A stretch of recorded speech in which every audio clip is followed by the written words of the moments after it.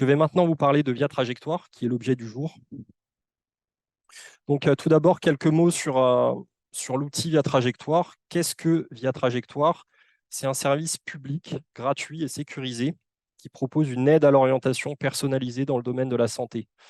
Euh, c'est le service numérique national maintenant d'aide à l'orientation. Pour la petite histoire, il y avait plusieurs outils qui ont été développés à cet effet il y a maintenant quelques années. Il y a un certain temps maintenant que Via Trajectoire s'inscrit comme le service national, mais c'est vraiment celui-ci qui a été retenu à l'échelon national. C'est une plateforme officielle en ligne qui permet d'identifier facilement le ou les établissements et services capables de prendre en charge le projet de rééducation, réadaptation, réinsertion, hébergement également, nécessaire à différents moments de la vie. Donc, si vous voulez, c'est un service qui a été conçu pour identifier rapidement les établissements ou les services disposant de toutes les compétences humaines ou techniques requises pour prendre en compte les spécificités de chaque personne, et ce, aussi bien dans les domaines sanitaires que médico-sociaux. Donc ça, c'est très important. Et les propositions d'orientation sont faites en fonction des lois et décrets régissant les domaines sanitaires et médico-sociaux. Euh, et il faut savoir que c'est dans le respect, bien entendu, des bonnes pratiques de soins recommandées par des sociétés savantes ou encore la Haute Autorité de Santé et les agences nationales concernées. Donc, vous voyez, pour le domaine sanitaire, par exemple, il est inscrit dans un décret notamment, mais également dans la doctrine du numérique en santé, qui est un engagement collectif à l'échelle nationale. On peut voir que pour le grand âge, il vient dématérialiser le formulaire CERFA, et Via Trajectoire s'inscrit également dans le cadre de référence de la CNSA. Donc, l'utilisation de Via Trajectoire est soumise à des engagements décrits dans les conditions générales d'utilisation que doit signer tout nouvel utilisateur. Donc voilà pour une présentation succincte de l'outil. En Normandie, si vous voulez, ça a été développé, et même à l'échelle nationale, mais en Normandie, c'était de 2010 à 2014, ça a été déployé dans le domaine sanitaire. Puis, dans le grand âge, donc là, c'était aux alentours entre 2014 et 2016. Et depuis 2016, on voit un déploiement dans le handicap de l'outil. Donc, on a bien ces trois domaines qui sont couverts par l'outil Via Trajectoire à présent. Les fonctionnalités, donc on a un annuaire exhaustif des établissements avec une synchronisation possible avec le répertoire opérationnel des ressources, à part pour les structures de type médecine, chirurgie, obstétrique, qui est un cas particulier, mais toutes les autres structures peuvent être synchronisées avec l'Aurore. Ça permet un suivi des demandes d'orientation vraiment facilité. Il n'y a plus de tout est harmonisé, tout le monde utilise les mêmes documents, c'est lisible, consultable à tout moment, et surtout le traçage est vraiment optimal. Ça fluidifie et coordonne l'ensemble des demandes à l'échelle nationale.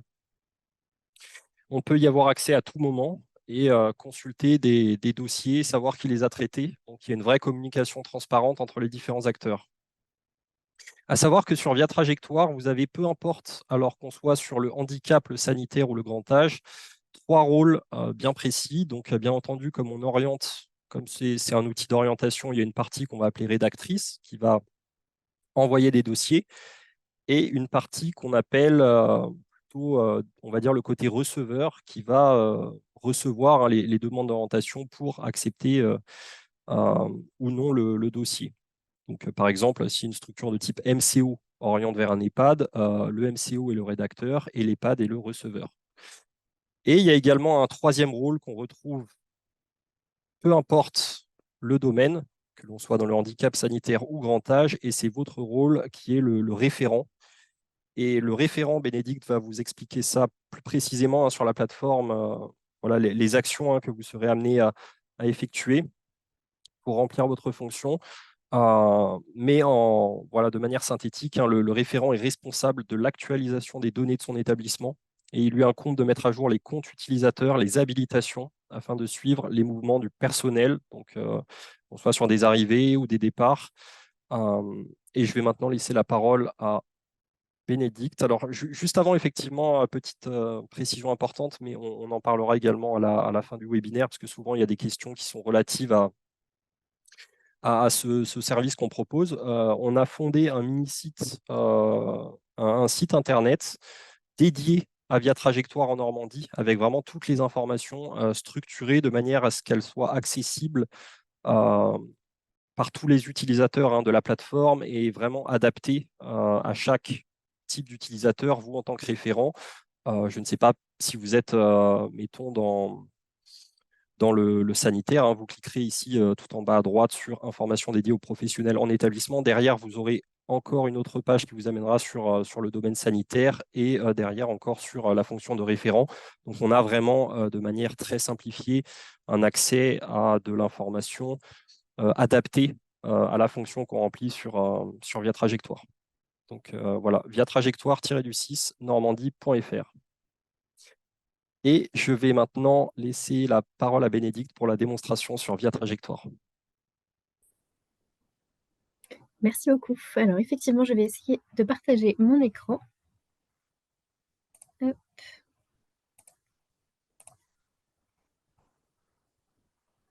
Voilà, donc normalement, mon écran est partagé sur la page d'accueil de Via Trajectoire. Je te le confirme, Bénédicte, tout est parfait. Super, merci beaucoup. Alors, avant de commencer effectivement sur les missions un peu plus précises du référent Via Trajectoire, on va rapidement parler de la connexion sur Via Trajectoire.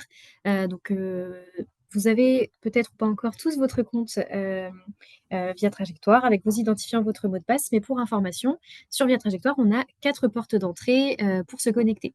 Donc, on a d'abord des portails particuliers, donc notamment pour les personnes âgées. Donc, c'est le portail d'accès pour les usagers et leurs aidants pour créer des dossiers d'entrée en EHPAD. On a le portail d'accès particulier pour les personnes en situation de handicap. Donc, pour information, en Normandie, ce portail n'est pas encore ouvert. Il sera ouvert courant 2024 et on communiquera largement sur l'ouverture de ce portail pour vous préciser les fonctionnalités qui y seront rattachées. On a ensuite le portail professionnel, donc côté médecin libéral. Donc, c'est sur ce portail que se connectent les médecins pour compléter les volets médicaux des dossiers sanitaires et des dossiers grand âge. Et enfin, on a le portail professionnel en établissement. Donc, c'est normalement sur celui-ci que vous vous connectez. Et hop, c'est sur celui-ci également que je vais me connecter pour commencer. Donc, lorsqu'on arrive sur la page Via Trajectoire, toutes les fonctionnalités du référent vont se trouver dans la partie administration. Donc, comme le disait Simon, il y a plusieurs rôles pour le référent et on va commencer par le rôle qui consiste à mettre à jour les données établissement. Donc, concernant les données établissement, il y a 2 cas de figure. Donc, il y en a qui le savent peut-être et qui connaissent certainement déjà le répertoire opérationnel des ressources. Mais en fait, sur Via Trajectoire, certains établissements sont synchronisés avec ce répertoire opérationnel des ressources qu'on va appeler le ROR. Le ROR, pour information, c'est un référentiel sur lequel les établissements vont venir se décrire très précisément. Donc, sur les équipements, les horaires de fonctionnement, les professionnels rattachés à l'établissement, etc. Et ça permet aux usagers d'avoir des informations très précises et également aux professionnels de savoir quels équipements, quelles compétences sont au sein des établissements. Donc, par exemple, on va prendre un cas précis. Si je prends un EHPAD de la Manche, donc tous les EHPAD, ou presque en tout cas, sont synchronisés avec le répertoire opérationnel de ressources et je le vois grâce à la petite roue en vert qui est écrite juste ici, enfin, qui est dessinée juste ici plutôt. Si l'établissement est synchronisé avec le ROR, dans ce cas, lorsque je cliquerai, la plupart des champs seront grisés, puisque effectivement, comme les données descendent du ROR, on n'a pas la possibilité de le modifier sur Via Trajectoire. Ce sera directement des modifications faites sur le répertoire opérationnel des ressources qui découleront sur Via Trajectoire. On peut tout de même ajouter, si besoin, un descriptif, par exemple des itinéraires d'accès, ajouter des photographies ou des sites. Ça, c'est tout à fait possible d'agir sur ces champs-là.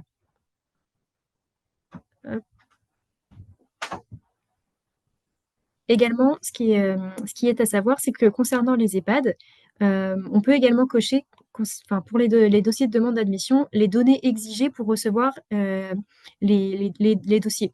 Donc, en fait, si un EHPAD souhaite recevoir un dossier qui sera totalement complet sur Via Trajectoire, donc c'est-à-dire volet autonomie médicale et administratif complété, il devra cocher l'ensemble des volets, alors que certains EHPAD peuvent choisir de pouvoir recevoir seulement des dossiers avec le volet administratif de compléter, si par exemple les médecins ont rempli les volets en version papier. Enfin voilà, il y a tout de même des choses qu'on peut moduler, même si l'établissement est synchronisé avec le ROR.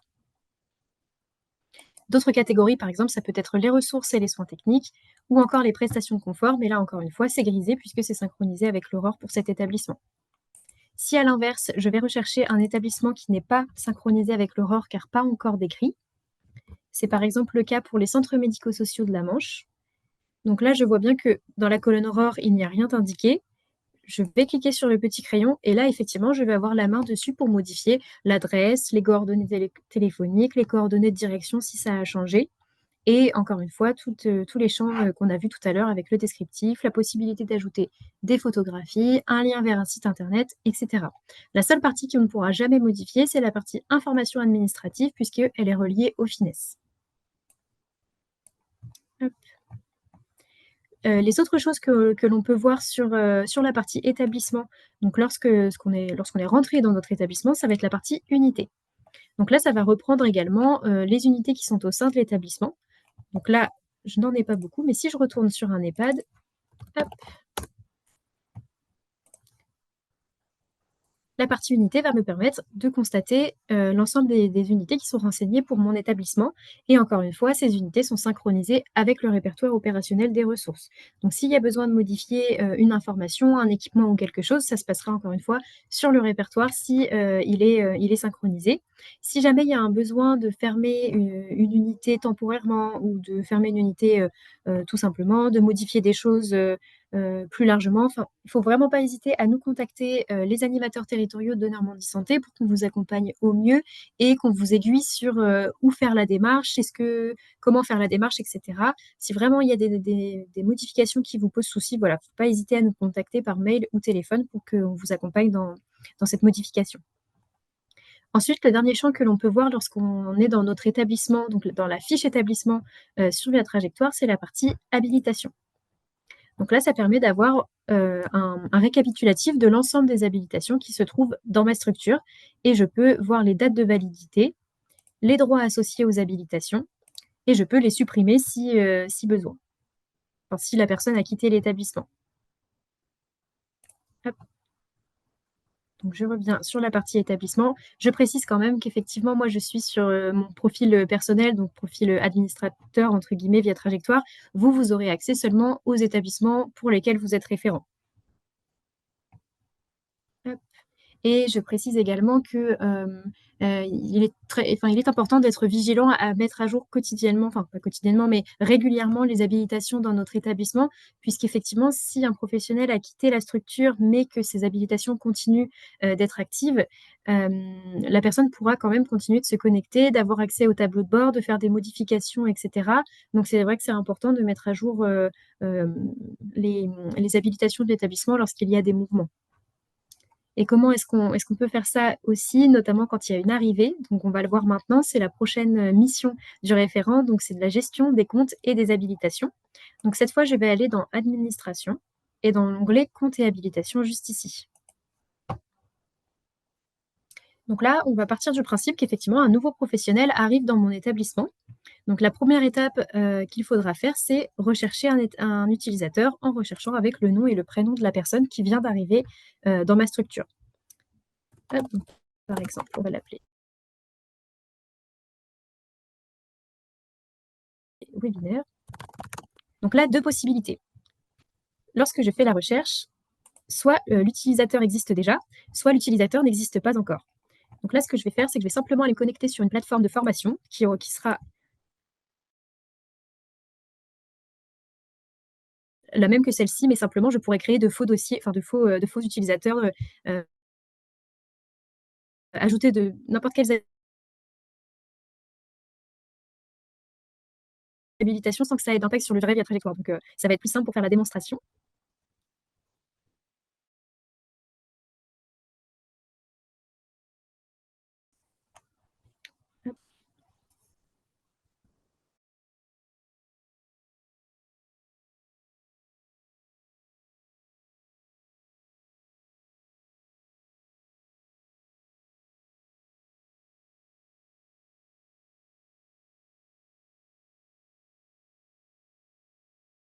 Ah, Bénédicte, on ne t'entend plus.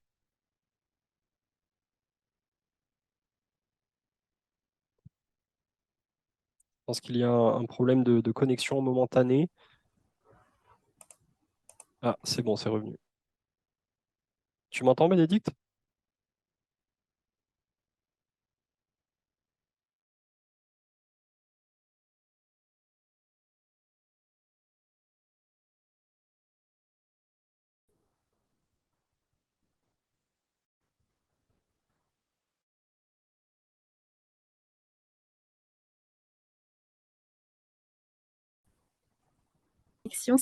Ça devrait arriver.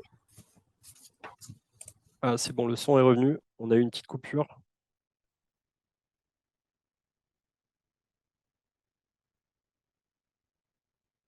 Alors, veuillez nous excuser, hein, il y a un léger problème de connexion du côté de Bénédicte. Ça va revenir d'un moment à l'autre. Donc voilà, on va avoir.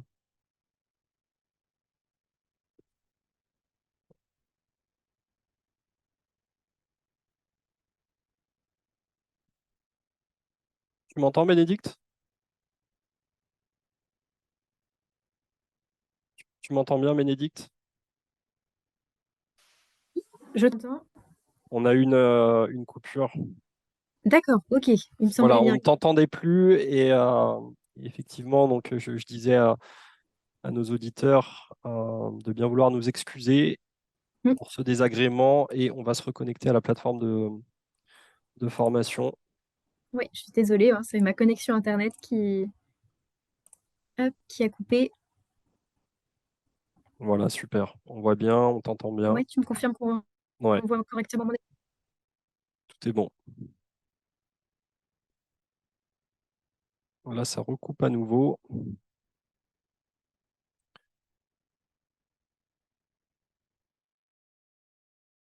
Ok, super, merci. Ça va être un peu meilleur.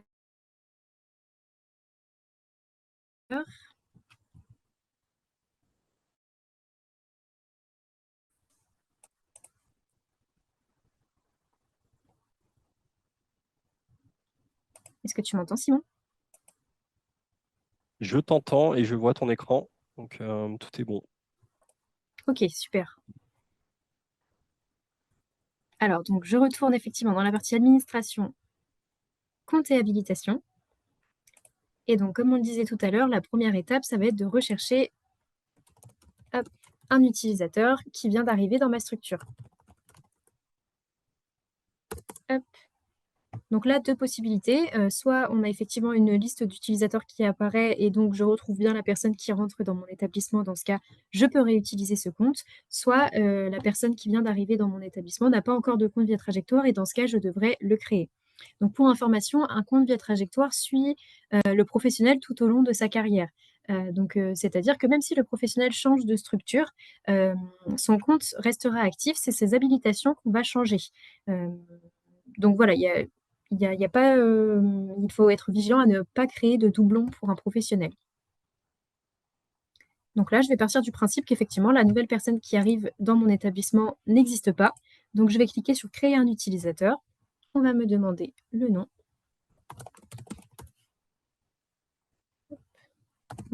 Cette fois, il s'appellera Simon. À savoir que le nom d'utilisateur, il s'affiche automatiquement en prenant une forme, toujours la même forme, donc c'est-à-dire la première lettre du prénom et le nom à la suite. Il faut savoir que si jamais rien ne s'affiche dans la partie nom d'utilisateur, c'est que cette forme-ci existe déjà. Là, si ça ne s'était pas affiché, ça voudrait dire que S-Webinaire existe déjà dans Via Trajectoire. Donc dans ce cas, vous pouvez vous-même écrire un nom d'utilisateur comme vous le souhaitez, en rajoutant un chiffre par exemple, ou en écrivant le prénom en entier. Ça, c'est après. Après, c'est à vous de voir. Donc, je vais quand même mettre mon adresse mail. On vous demande de sélectionner la profession avec le même nom et adresse mail. Hop. Donc là, comme vous l'avez vu, on a eu quand même un détecteur de doublons puisque j'ai déjà un compte utilisateur qui existe avec le nom webinaire et l'adresse mail qui est la mienne, donc b.gerard@normand-isanté.fr. C'est pour ça qu'on a eu le détecteur de doublons. Donc ça évite quand même de créer un professionnel en double. Hop, on met la profession. Et ensuite, on me demande si je souhaite envoyer un mail à l'utilisateur à la création pour qu'il ait directement le lien via Trajectoire pour se connecter. Et j'ai également la possibilité de poursuivre directement en gérant les habilitations du nouvel utilisateur. Donc, je laisse cocher comme ça. Lorsque je clique sur créer le compte utilisateur, j'arrive directement sur la page d'ajout des habilitations. Là, je vais pouvoir choisir le profil de la personne. Donc, selon la profession du professionnel, je vais pouvoir choisir ses habilitations. Par exemple, direction pour le grand âge, donc quelqu'un qui va pouvoir gérer les demandes reçues dans un EHPAD. Et là, on va pouvoir moduler ses droits. Donc, par exemple, pour accéder aux demandes reçues, on peut choisir si on souhaite que l'utilisateur ait accès en réponse, en lecture ou en anonyme. Donc, en anonyme, c'est-à-dire que les noms seront floutés et il ne verra pas à qui correspond le dossier dans le tableau de bord. Donc voilà, ça, vous pouvez le moduler.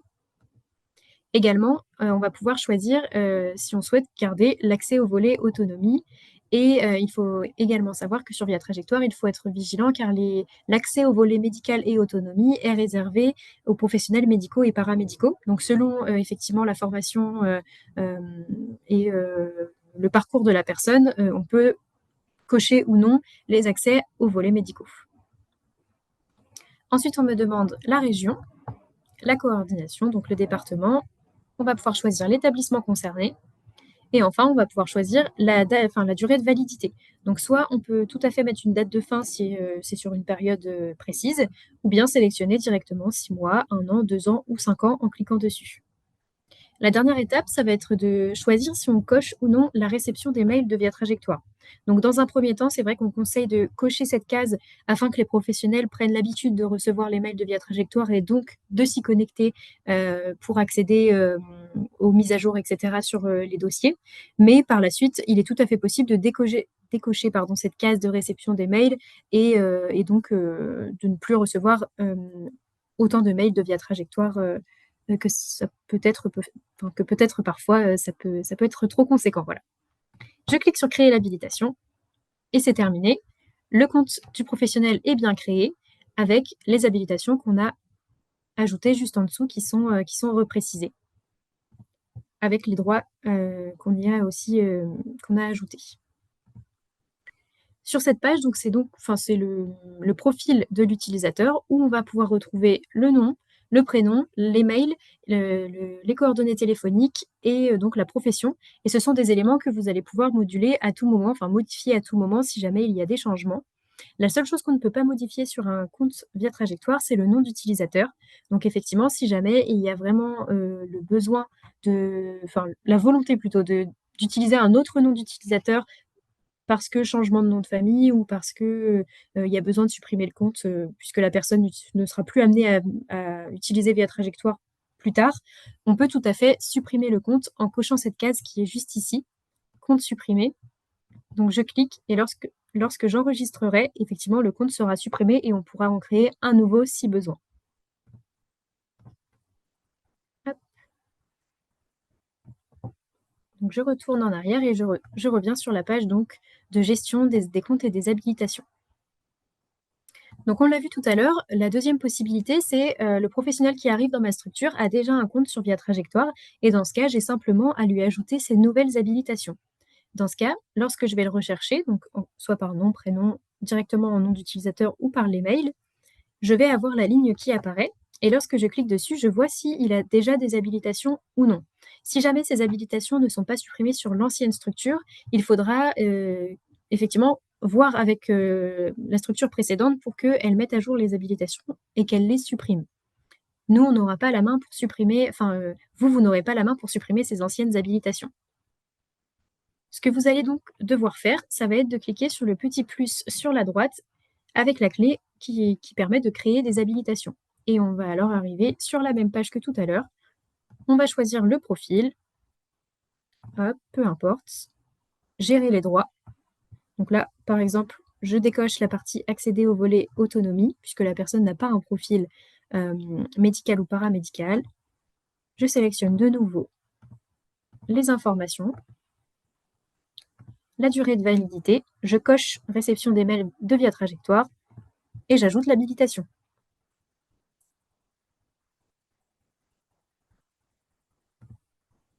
Et on voit bien qu'elle s'est ajoutée juste ici. Autre chose que vous pourriez devoir faire, c'est lorsqu'un professionnel vient vers vous, puisqu'il a reçu un mail l'indiquant que ses habilitations arrivaient bientôt à échéance. En fait, Via Trajectoire envoie un mail 1 mois avant la date de fin de validité des habilitations pour que les référents puissent les prolonger afin que l'utilisateur continue d'avoir accès à Via Trajectoire normalement avec les mêmes accès. Donc dans ce cas, ce que vous devez faire, c'est chercher le nom de la personne comme tout à l'heure, cliquez sur la ligne et sur l'habilitation qui arrive bientôt à échéance, sur la droite, vous avez le petit calendrier qui permet de modifier la date de fin de droit. Donc vous cliquez dessus et dans ce cas, vous pourrez prolonger selon la période, soit indiquer une date précise ou alors 6 mois, 1 an, 2 ans, 5 ans. Et vous cliquez sur prolonger et ce sera bon pour le professionnel, il continuera d'avoir accès jusqu'à la date indiquée. Et enfin, s'il y a une habilitation qui n'est plus à jour, vous pouvez tout à fait, ou alors une habilitation en doublon, par exemple, comme ici, c'est le cas. J'ai les deux mêmes habilitations, donc finalement, ça ne me servira pas, les deux mêmes habilitations ne nous servent pas.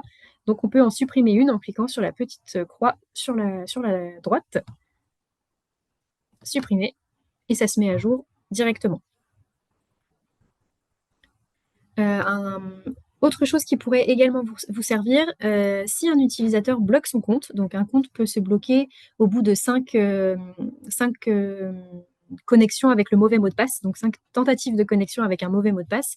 Donc dans ce cas-là, il y aura un petit cadenas qui s'affichera juste ici sur la colonne de gauche et vous devrez cliquer dessus et on vous demandera si vous voulez bien débloquer ce compte-là. Vous cliquerez sur valider et dans ce cas, le professionnel pourra se reconnecter. Et dans ces cas-là, il ne faut pas hésiter à faire la démarche de mot de passe oublié, comme ça au moins le professionnel peut redéfinir un mot de passe et ça évitera de rebloquer le compte une seconde fois si le mot de passe, on a un doute sur son mot de passe. Également, je précise juste ici que si jamais le professionnel avait déjà un compte, mais que vous devez modifier son adresse mail, c'est tout à fait possible. Donc, lorsqu'on l'a recherché, on l'a retrouvé. Hop, là, ça va se passer sur le petit crayon juste ici. Donc, encore une fois, lorsque je clique, je vais arriver sur la même page que tout à l'heure, le profil de l'utilisateur, où je vais pouvoir modifier l'adresse mail si c'est toujours l'adresse mail de l'ancienne adresse mail professionnelle de la personne. Hop. Donc, je reviens sur l'outil de revue des comptes et des habilitations. Donc là, on a vu effectivement rechercher un utilisateur. On a vu comment créer un utilisateur. Les autres fonctionnalités disponibles ici, ça va être l'attribution d'une habilitation à un utilisateur qui peut se faire directement sur cet onglet. L'avantage ici, c'est que vous pouvez sélectionner plusieurs utilisateurs. Donc par exemple, je vais en sélectionner quelques-uns. Hop. Hop. Voilà, donc par exemple, j'en sélectionne 3. Et donc l'avantage, c'est qu'effectivement, on pourra directement ajouter l'habilitation à ces 3 professionnels en même temps et ça peut nous éviter de devoir faire 3 fois la même manipulation sur chaque compte. Au moins, ça peut vous faire gagner un petit peu de temps si vous avez beaucoup d'habilitations à ajouter d'un coup, ou en tout cas plusieurs. En module, encore une fois, selon hop, les habilitations. Je vais faire la même chose que tout à l'heure. Toujours pareil, on sélectionne l'établissement, la durée, la réception des mails ou non. Et lorsqu'on crée l'habilitation, directement, on me met en bas à droite que l'habilitation a été insérée. Donc, ce sera OK pour ces 3 utilisateurs. Ça peut vous permettre effectivement de gagner un petit peu de temps sur les manipulations. Le dernier onglet qui peut vous être utile, c'est la possibilité d'effectuer une revue des habilitations dans votre établissement. Donc, comme vous l'avez vu tout à l'heure, lorsqu'on passe par l'onglet établissement, habilitation, on voit l'ensemble des habilitations de son établissement, mais c'est aussi possible de les voir sur ce passage-ci. Donc, on va inscrire le domaine, la coordination encore une fois, notre établissement, et lorsqu'on clique sur rechercher, toutes les personnes qui sont habilitées sur mon établissement apparaissent juste en dessous. Et encore une fois, je vois la date de validité, les droits qui sont associés et je peux ici les prolonger ou supprimer l'habilitation si besoin. Juste ici, vous pouvez également filtrer par profil. Donc, si vous souhaitez voir seulement les personnes qui ont l'habilitation, il faut que j'aille dans le comptage. Donc, par exemple, habilitation PA non médicale. Je clique et ça filtrera seulement sur ces personnes qui ont cette habilitation.